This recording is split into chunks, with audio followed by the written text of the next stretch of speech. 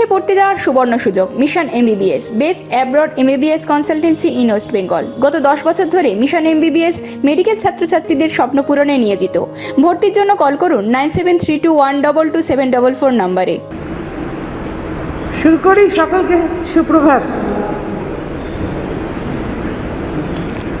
সর্বভারতীয় তৃণমূল কংগ্রেসের কৃষকের স্বার্থে আন্দোলনের সুদীর্ঘ ইতিহাস আছে, আপনাদেরও জানা আছে।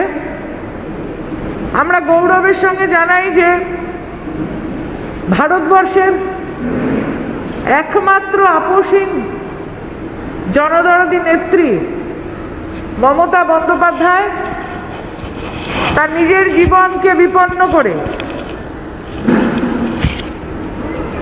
কৃষকের স্বার্থে 26 দিন অনশন করেছিলেন। 4 ডিসেম্বর সেটা শুরু হয়েছিল 2006 সালে। আজকে তার 15তম বর্ষপূর্তি, এবং এর থেকেই বোঝা যায় যে কৃষকের স্বার্থে তার লড়াইটা কতটা মজবুত, কৃষকের স্বার্থে তিনি কত দূর যেতে পারেন। তাই তার সেই অনশনকে কুর্নিশ করে আমি তারই লেখা অনশনরত অবস্থায় অনশন মঞ্চ থেকে লেখা একটি কবিতা পাঠ করতে চাই। আমার ঠিকানা, লিখেছেন মমতা ব্যানার্জি।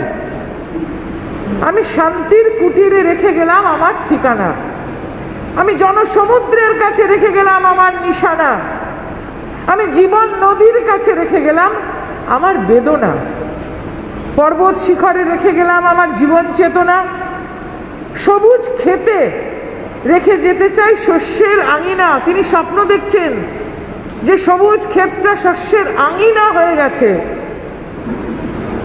মাটিতে ধুলোয় রাস্তায় পড়েছিলেন, তাই লিখছেন রাস্তার নিকট রেখে গেলাম আমি সব ব্যথা বেদনা, ধুলোর নিকট জমা রাখতে চাই নতুন ঘোষণা, বিপ্লবের কাছে রেখে যেতে চাই শক্তি অনুপ্রেরণা, বিদ্রোহের নিকট থাকুক জমা হয়ে নত জানু আরাধনা, আন্দোলনের নিকট থাকলো আমার বিবেক উপাসনা, অত্যাচারীদের নিকট থাকলো আমার ধিক্কার ভৎসনা, অন্যায়ের বিরুদ্ধে জমা থাকুক অসন্তোষ যন্ত্রণা, লাঞ্ছনার বিরুদ্ধে রইল শুধু আমার নিঃশব্দ বেদনা। তাকে মেরে চুলের মুঠি ধরে পাঁজা কোলা করে সিঙ্গুরের বিডিও অফিস থেকে মাঝরাত্রিরে বামফ্রন্টের পুলিশ টেনে হিঁচড়ে বার করে দিয়েছিল লাঠি পেটা করে।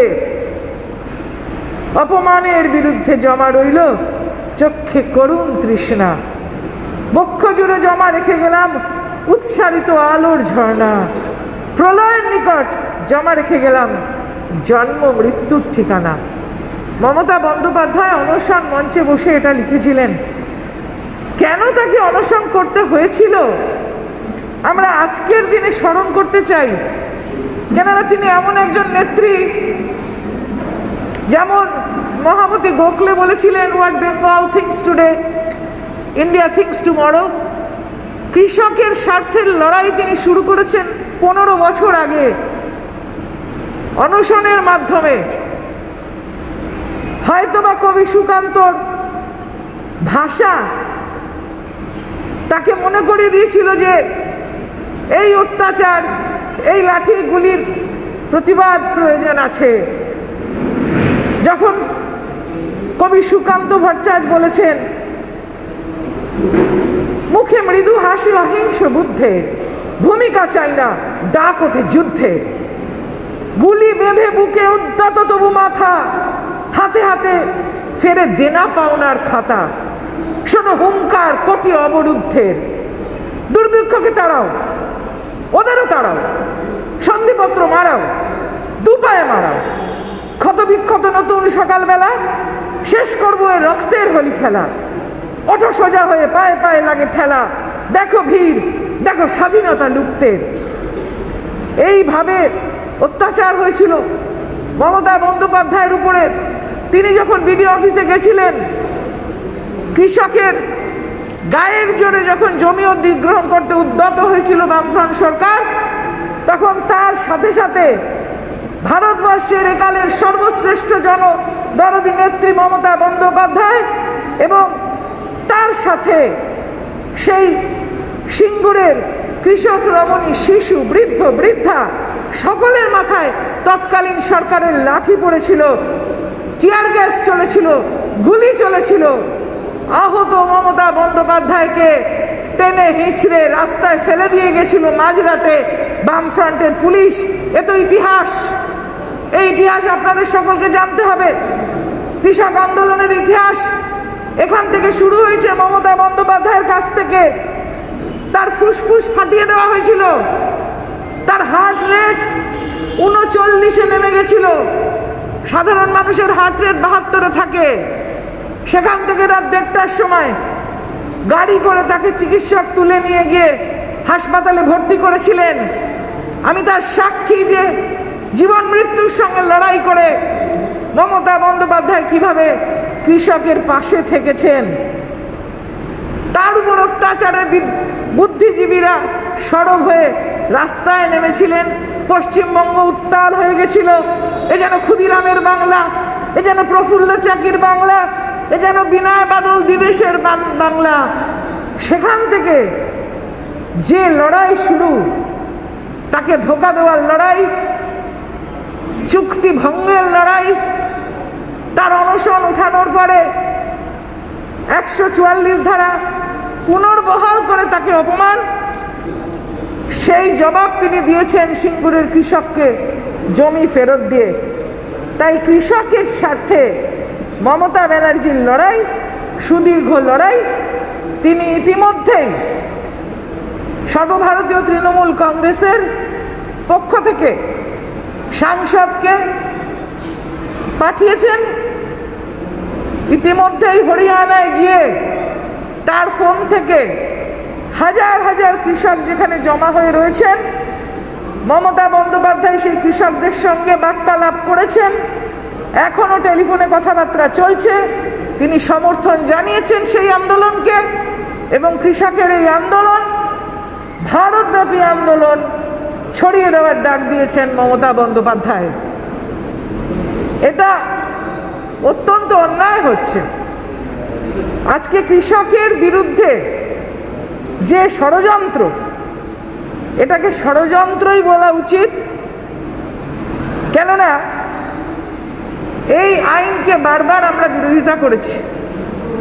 সর্বভারতীয় তৃণমূল কংগ্রেস 2013 সালে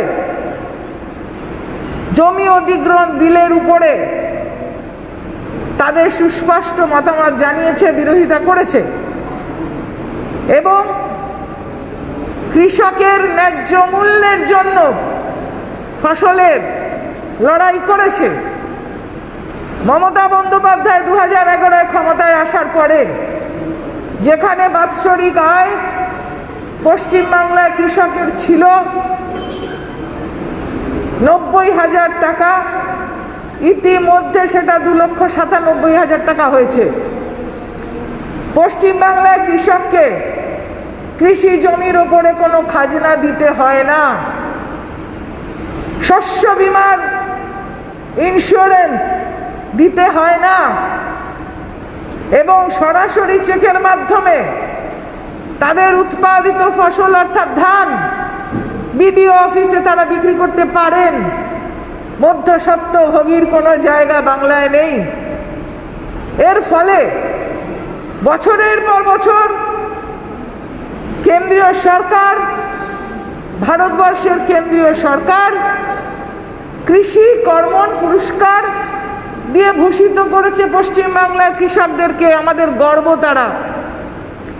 সেই জায়গায় দাঁড়িয়ে আজকে যদি কৃষকের উপরে এই 3টে আইন চাপিয়ে দেওয়া হয়, সর্বতোভাবে তৃণমূল কংগ্রেস তার বিরোধিতা করবে। এই আইনগুলো অসাংবিধানিক, অ্যান্টি ন্যাশনাল বলা যেতে পারে। কেননা আমাদের যে লিস্ট আছে 7 শিডিউলে সংবিধানে, তাতে কৃষিকে বলা হয়েছে রাজ্যের সাবজেক্ট, রাজ্যের বিষয়। এগ্রিকালচার ইজ স্টেট সাবজেক্ট এবং এগ্রিকালচার প্রডিউস মার্কেটিং যে কমিটি আছে সেই কমিটি রাজ্যে রাজ্যে এর মূল্য নির্ধারণ করা, কৃষকের পাশে দাঁড়িয়ে কৃষিজাত দ্রব্য খরিদ করা, তার কৃষকের স্বার্থে সব রকম তারা পদক্ষেপ নেন। কিন্তু বর্তমান আইনের ফলে এই এপিএমসিকে বাইপাস করে সকল ক্ষমতা কেন্দ্রীয় সরকার কুক্ষিগত করতে চাইছে। অর্থাৎ রাজ্য থাকবে না, রাজ্যের কমিটি জানবে না, এবং সেখানে কে সবটা কন্ট্রোল করবে?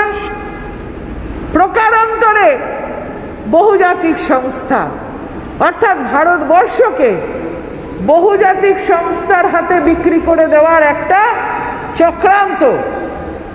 আমাদের দেশজ কিছু বীজ আছে, ভারতবর্ষের একটা কৃষির ইতিহাস আছে। আমাদের সেই বীজ ফলনের পরে কৃষকরা বীজ ধান তুলে রেখে আগামী বছর আবার চাষ করেন, কিন্তু এই কন্ট্রাক্টের মাধ্যমে বহুজাতিক সংস্থারা যে বীজটা আমাদের দেবেন কৃষকদের, সেই বীজ কিন্তু জেনেটিক্যালি মডিফাইড বীজ, যার থেকে শুধু এই নয় যে একবারই মাত্র চাষ হবে, তার সঙ্গে এটাও সত্যি যে ওই জেনেটিক্যালি মডিফাইড বীজ আমাদের যে ঐতিহ্যশালী বীজগুলো রয়েছে কৃষকের কাছে তার ক্ষমতা কমিয়ে দেবে, এবং এগুলোতে এত পেস্টিসাইড লাগে, এত সার লাগে যে তার থেকে ক্যান্সারের প্রাদুর্ভাব ঘটবে। কার স্বার্থে এই ধরনের আইন আনা হলো? কোন বহুজাতিক সংস্থার স্বার্থে? কোন দেশের স্বার্থে? আমাদের দেশের খাদ্য কার কাছে যাবে? এই প্রশ্নটা আজকে ঘরে ঘরে ওঠা উচিত।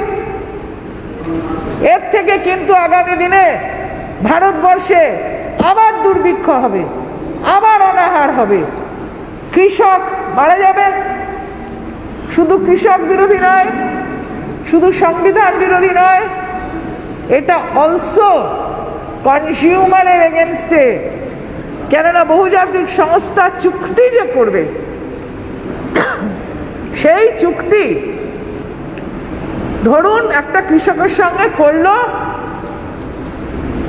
চাষের আগে, ফসল সেরকম হলো না, কৃষক সেই মতন তাকে দিতে পারলো না, তাহলে কৃষক কি ঘটিবাটি বিক্রি করে সেই চুক্তি পালন করবে? এবং কৃষকরা আমাদের দেশে 86% ক্ষুদ্র, যাদের 1 হেক্টরের কম জমি, সেই ক্ষুদ্র কৃষক প্রত্যন্ত গ্রামে বসে আছে, বলছে কোনো ডিসপিউট হলে সাব ডিভিশনাল ম্যাজিস্ট্রেটের কাছে যেতে হবে। আমার ক্ষুদ্র কৃষক ভাই গ্রাম থেকে হেঁটে হেঁটে সাব ডিভিশনাল অফিস খুঁজে খুঁজেই তো মারা যাবে। জন্য ডিসপিউট হবে কেন? কেননা তাদের মাথায় মাথায় আছে যে বহুজাতিক সংস্থা কৃষককে ভুল পথে চালিত করবে, তাকে এক্সপ্লয়েট করবে, এবং এই শোষণ আমাদের রুখতে হবে, কৃষকের উপরে এই হামলা আমাদের রুখতে হবে। বলছে যে এপিএমসি মার্কেটের বাইরে গিয়ে, মান্ডির বাইরে গিয়ে বিক্রি করবে।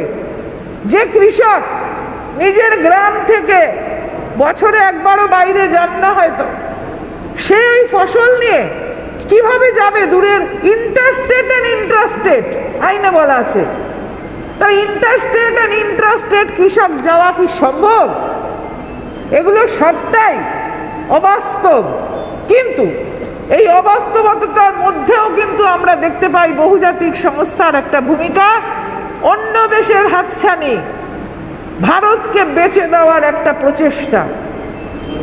আমরা দেখেছি কিভাবে পাবলিক সেক্টর আন্ডারটেকিংগুলো বিক্রি হয়ে যাচ্ছে, কিভাবে ইভেন ডিফেন্সে বহুজাতিক সংস্থা ঢুকছে ফরেন ডিরেক্ট ইনভেস্টমেন্টের মাধ্যমে। এবার কৃষিটাও বিক্রি হয়ে যাবে। এই দেশের মাটি বিক্রি করে দেওয়ার পরিকল্পনা ভারতের কেন্দ্রীয় সরকার, ভারতীয় জনতা পার্টি, যারা স্বাধীনতা সংগ্রামে ভারতবর্ষের কোনো ভূমিকা নেয়নি, আজকে স্বাধীন ভারতকে আবার পরাধীন করতে চাইছে। সেই জন্য আমরা এর বিরোধিতা করছি। অত্যাবশ্যকীয় পণ্য যে আইন, সেখান থেকে পেঁয়াজ, আলু, ডাল, তৈলবীজ সব বাদ। গরিব মানুষ দুবেলা দুটো কি খায়? একটু ডাল ভাত খায়, একটু আলু সেদ্ধ খায়। অত্যাবশ্যক পণ্য আইন থেকে এগুলো বাদ দিয়ে দিয়েছে কার স্বার্থে? কেন অন্য কোনো দেশে গিয়ে পটেটো চিপস তৈরি হবে তাই জন্য?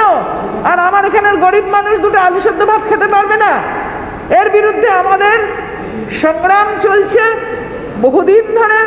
2006 থেকে আমার নেত্রী মমতা বন্দ্যোপাধ্যায় আন্দোলন করেছেন, তৃণমূল কংগ্রেস আন্দোলন করেছে, কখনো আন্দোলন ছড়িয়ে দিয়েছেন তিনি সিঙ্গুর থেকে নন্দীগ্রাম, কখনো সেই তাদের নিয়ে চলে গেছেন তিরুবনন্তপুরম, কখনো ডান্ডি মার্চে সারা বাংলা হেঁটেছেন। সেই মমতা ব্যানার্জি আজকে সেই কৃষকদের সঙ্গে কথা বলেছেন ইতিমধ্যেই। হরিয়ানার কৃষকদের সঙ্গে দফায় দফায় টেলিফোনের মাধ্যমে তার আলোচনা চলছে। এবং আমরা এই 3টে অসাংবিধানিক আইনকে বিরোধিতা করছি। ভারতবর্ষ বেচে দেওয়ার যে চক্রান্ত, এরা তো বাংলা থেকে শিখতে পারে। পশ্চিম বাংলায় আজকে কৃষক ইতিমধ্যে সেই 90,000 টাকা বার্ষিক আয় থেকে 2,97,000-এ পৌঁছে গেছে। কিন্তু কেন্দ্রীয় সরকারের যে বলা ছিল 2022-এর মধ্যে কৃষকের রোজগার 3 গুণ হবে, এভাবে চললে 28-এর মধ্যেও কিন্তু হবে না।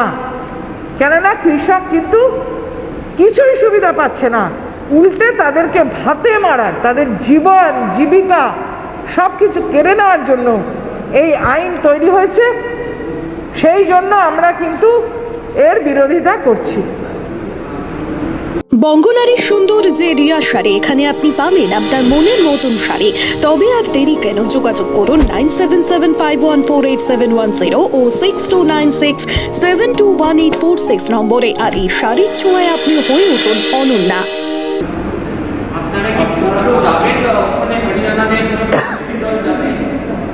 ইতিমধ্যে ওখানে আমাদের একজন সাংসদ পৌঁছে গিয়েছেন, মমতা বন্দ্যোপাধ্যায় একজনকে পাঠিয়েছেন, মিস্টার ডেরেক ওব্রায়েন ওখানে আছেন। আর একটা বিষয়, সেটা হচ্ছে যে আপনারা কি চাইছেন যে কেন্দ্র বিশেষ অধিবেশন থেকে এই কৃষি আইনটা বাতিল করবে? এটা কি চাইছেন? অবিলম্বে প্রত্যাহার করতে হবে। কেন্দ্রের একটা বদভ্যাস হয়েছে, নির্বাচিত সদস্যদের বাদ দিয়ে, পার্লামেন্টকে বাদ দিয়ে অর্ডিন্যান্স আনা, এগুলো সব অর্ডিন্যান্সের মধ্যে দিয়ে এসেছে। প্রতি 10টা আইনে 3টে করে অর্ডিন্যান্স আনছে কেন্দ্র। এটা আমাদের ভূভারতের ইতিহাসে কখনো ছিল না। অর্ডিন্যান্স হচ্ছে অসাংবিধানিক, অগণতান্ত্রিক, গণতান্ত্রিক পদ্ধতিতে নির্বাচিত সংসদীয় রাজনীতির পরিপন্থী এই অর্ডিন্যান্সকে পাশ করেছে গায়ের জোরে। কিন্তু এই যে 3টে আইন, এই 3টে আইন মেনে নেওয়া যায় না। বিরোধীরা বলছে যে বিশেষ অধিবেশন, বিধানসভা বিশেষ অধিবেশন দেখে এই আমার বিলের এগেন্সে একটা রেজলিউশন নিতে, অল্প রেজলিউশন, এটাকে আপনারা করবেন? আজকে আমাদের 3টের সময় মিটিং আছে, সর্বভারতীয় তৃণমূল কংগ্রেসের মিটিংয়ে আলোচনা হবে। নেত্রী যেভাবে আমাদের দিক নির্দেশ দেবেন, সেই আলোচনা থেকে যা বেরিয়ে আসবে আপনারা তখন জানতে পারবেন।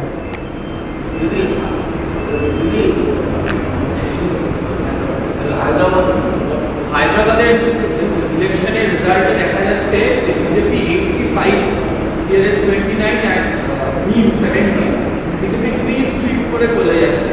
কোথাও গিয়ে মনে হচ্ছে যে বাংলা ভোটের আগে সেটা থেকে চিন্তা বাড়াতে বিজেপির এই ফল বিহারে পড়ে গেছে। আমরা বারে বারে বলে এসেছি যে আমরা ইভিএম এ ভোট চাই না, আমরা ব্যালটে ভোট চাই। বাকিটুকু আপনারা বুঝে নিন। তার মানে কি আপনি মনে করছেন যে হায়দ্রাবাদে যে ফলটা এখন দেখা যাচ্ছে সেই জায়গাতেও মানুষের ভোট নয়, ইভিএমের একটা কোনো রকম টেকনিক্যালি কাজ। আপনি সব ডিটেলসগুলো গত কয়েকটা ইলেকশনের দেখুন, গত যে কয়েকটা নির্বাচন বিভিন্ন জায়গায় হয়েছে দেখবেন, তাতেই খবরটা পাবেন। তাহলে বাংলায় যদি সেটা না হয়, আর 4-5 মাস পরে নির্বাচন, সেটা বাংলার ক্ষেত্রে একটা তৃণমূলের কাছে খুব বড় বিপর্যয়ের একটা আশঙ্কা করা যাচ্ছে। তো সেই জায়গা থেকে কি দল কিছু চিন্তাভাবনা করছে বৃহত্তর ভাবে? আজকে আমরা কৃষক আন্দোলন নিয়ে কথা বলছি, আমাদের কাছে অত্যন্ত সংবেদনশীল একটি দিন। 4 ডিসেম্বর মমতা বন্দ্যোপাধ্যায় অনশন শুরু করেছিলেন কৃষকের স্বার্থে। আজকে আমরা শুধু কৃষক আন্দোলন নিয়ে কথা বলবো, এবং শুধু বাংলায় নয়, এই আন্দোলন যেভাবে তিনি ভারতবর্ষ ব্যাপী ছড়িয়ে দিয়েছিলেন, আবারও আমরা সেইভাবেই কৃষকের পাশে থেকে লড়ব। কেননা এই যে আমরা বলছি যে ভারতবর্ষে মানে 166 মিলিয়ন ফার্মার্স, আর আমাদের রাজ্যে 71 লক্ষ ফার্মার আছে, এরা সবাই পরিবার সমেত ভীষণভাবে এই আইনগুলো দ্বারা প্রভাবিত হবেন, তাদের জীবনযাত্রা ক্ষতিগ্রস্ত হবে। এবং যারা ল্যান্ডলেস পেজেন্টস আছে 14%, যারা ভূমিহীন কৃষক, যারা ক্ষেতমজুর, তাদের উপরে আঘাত আসবে। ভারতব্যাপী যে অনাচার অত্যাচার ভারতীয় জনতা পার্টি করছেন, তাতে ভারতবর্ষের গরিব মানুষের সমূহ বিপদ। এবং কৃষিজীবী মানুষ আমাদের মুখে অন্ন যোগায়, তাদের উপরে কালকে জলকামান লাঠি বর্ষিত হয়েছে, রাস্তা কেটে তাদের গাড়ি আটকে দিয়েছে, তাদের যাতে দিল্লিতে ঢোকাটা আটকানো যায়। কেন তার আন্দোলনের যে সকল কৃষক অংশগ্রহণ করছেন তাদের ডেকে নিয়ে আলোচনা করা যায় না? তাদের সঙ্গে কথা বলে এই বিল উইথড্র করা যায় না? কেন্দ্রের সরকার এখনো একতন্ত্রের নিদর্শন দিচ্ছেন। আপনি জানেন যে কালকে রাজ্য সরকার ডিএমআরএ সরকারি কর্মীদের জন্য সেটা ঘোষণা করেছে। তো আজকে বিজেপি নেতা দিলীপ ঘোষ সকালবেলা এটা নিয়ে কটাক্ষ করেছে যে রাজ্য সরকার ঠিকঠাক করে বিয়ে দেয় না, যেটা দিচ্ছে যেটা 2 মাস পর, এবং পিএফ এর টাকাটাও জমা দিচ্ছে। উনি ভেতরের কথা সব জেনে বসে আছেন। ওনার দল কি করছে, সারা ভারতবর্ষব্যাপী ওনার দল কি করছে, নিজের দিকে তাকাতে বলুন। আগে রাজনীতিটা রাজনীতির মতো করতে বলুন। দরিদ্র মানুষ, নিপীড়িত মানুষের পাশে দাঁড়াক। খালি ঘুরে বেরিয়ে নেচে নেচে সারা বাংলায় কুৎসা করছেন, অসভ্য অশালীন ভাষা ব্যবহার করছেন তার নেতারা, এবং বাঙালির ওপরে যে ধরনের ভাষা প্রয়োগ করছেন, তাতে আমার রুচিতে বাঁধে তার কোনো কথার জবাব দিতে। আর একটা বিষয় সেটা হচ্ছে যে এই যে রাজ্য সরকার যেটা ঘোষণা করেছেন কালকে, সেটা হচ্ছে যে ল্যাপটপ দেওয়া হবে অনলাইন ক্লাসের জন্য। সেক্ষেত্রে আবার দিলীপ ঘোষ যেটা বলেছে সেটা হচ্ছে সাইকেলই দিচ্ছে, যেটা সাইকেলে করে বাড়ি করা যাবে, এত ভাঙা সাইকেল, ল্যাপটপ দিচ্ছে, এর পেছনে কাঠমান্ডি ষড়যন্ত্র আছে, ইত্যাদি ইত্যাদি। ওরা ভীষণ ভয় পেয়ে গেছে, বুঝলেন তো? কেননা পাড়ায় পাড়ায় ঢুকতে গিয়ে মহিলাদের কাছেও বাধা পাচ্ছে, আর জনগণের কাছে বাধা পাচ্ছে, কেউ ওদের পছন্দ করছে না, সেই জন্য আবল তাবল বকছে। উদ্বাস্তুরা আপনাদের সন্তান ফ্যামিলিরা বলছে যে রাস্তায় রেল লাইনের ধারে তারা বসে রয়েছে, এবং একই সঙ্গে হচ্ছে বারবার উনি বলছে যে আপনাদের এমপি এমএলএদেরকে ডিসেম্বর মাসের মধ্যে পুরো ভাঙিয়ে নিয়ে যাওয়া। ভয় দেখাচ্ছে, ভাবছে যে চমকাবে। এরা জানে না যে মমতা ব্যানার্জি কিভাবে মানুষের স্বার্থে লড়াই করেছে, এবং কিভাবে মমতা ব্যানার্জি মানুষের স্বার্থে এখনো লড়ছেন। এবং যখন এই অন্যায়টা হচ্ছিল, যখন উদ্বাস্তুদের উপরে অত্যাচার হচ্ছিল, যখন মরিচঝাপিতে হত্যা হচ্ছিল, তখন দিলীপ ঘোষ কোথায় ছিলেন? ওনাকে ওটা জিজ্ঞেস করে এসে আমায় বললে আমি আপনাকে উত্তরটা দেব। আমি বললাম না আবল তাবল বকছেন। ওনারা ভয় পেয়ে গেছেন, কেননা পাড়ায় পাড়ায় ওনাদের কেউ ঢুকতে দিচ্ছে না, পাড়ায় পাড়ায় ওনাদের লোকদেরকে একদম ছিছি করছে জনগণ। কোনো রাজনৈতিক ব্যক্তিত্ব নয়, জনগণ ছিছি করছে ওদের ওপরে, কেননা ওনারা কোনো জনদরদি কাজকর্ম করছেন না। ওনাদের এই জনবিরোধী কাজকর্মের জন্য বাংলার জনগণ ভারতীয় জনতা পার্টিকে পাড়ায় ঢুকতে দিচ্ছে না, তাই ওনারা মাথা খারাপ হয়ে গিয়ে আবল তাবল বকছেন। tell me. Just a couple of questions in English. One is that a detail about Delhi back to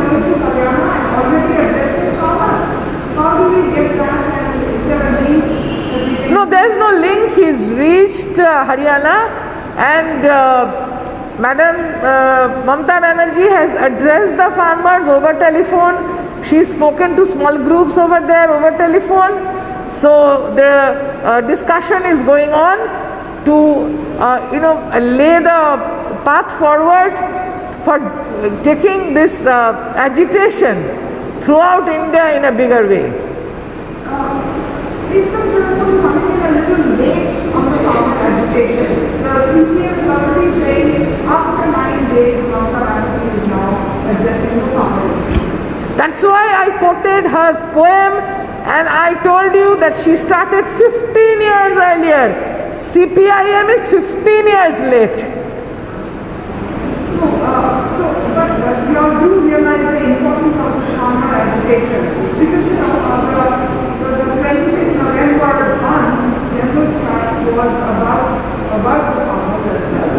But the Trinamool did not support the strike. We have always said, always maintained, we don't want loss of work day. Now it's come to zero in the reign of Mamata Banerjee, because it also tells on the earning of the poor man. And if workday loss takes place, then development is stalled. But against the farm bills, we have spoken inside the parliament, in the Lok Sabha, in the Rajya Sabha. We have fought, we have given dharnas, we have started right on the day the bill was brought. So if people don't keep track of political happenings and the political calendar, I am sorry, they are late. All India Truck Association already announced if the central government will not remove the farmer bills, they will do Chakka Jam from 9th of December, 8th or 9th December. See, various modalities of protest will come about, because the central government should realize that without taking the people on board, the people of India who have voted them to power, they don't know what will happen to them. Because when Mamata Banerjee started at fast in 2006-7, then that actually was the beginning of the end of the left-run government. So this government sitting in the center, they don't realize that if they are going on the other side of the farmers, who are nearly 166 million, then inka kursi bhi sahi nahi rahega. So, in Bengal, we are not seeing the kind of agitation among farmers that we are seeing in other parts of the country, mostly Punjab. Because in Bengal, till now, whatever Mamata Banerjee has done, the farmers are happy. Now once these laws are implemented, state government will be bypassed. The APMC will be bypassed. They will not get proper price for their produce, and then they will suffer. So till now Mamata Banerjee is looking after them so well that the bad effects, ill effects of these are not being felt. Eventually it will be felt, because in the federal structure, in contradiction to the Constitution of India, central government is encroaching on the state right of agriculture. By any chance, you have the English translation of that poem? No, I just got this in the morning, and it's a book which I had bought up in 2006, and she had written for the book, so that's why I brought it out. দিদি, শুভেন্দু অধিকারীর সঙ্গে শেষ বৈঠক ফলপ্রসূ হয়নি, এবং যেটা শোনা যাচ্ছে সূত্র মারফত যে তিনি বিধায়ক পদ থেকে ইস্তফা দিতে পারেন, তৃণমূল কংগ্রেসের সদস্য পদ থেকেও দিতে পারেন, কি বলবেন? প্রথম কথা বলবো, দলের ঊর্ধ্বে কেউ নয়। তৃণমূল কংগ্রেস অত্যন্ত পোক্ত জমিতে দাঁড়িয়ে থাকা, লড়াই করে উঠে আসা একজন জননেত্রীর দ্বারা দল তৈরি হয়েছে, সেই রকম দল, এবং সেই দলই আসল। দলের বাইরে কেউ সেই রকম জায়গায় নেই যে তার কথা আমাকে এখানে বলতে হবে।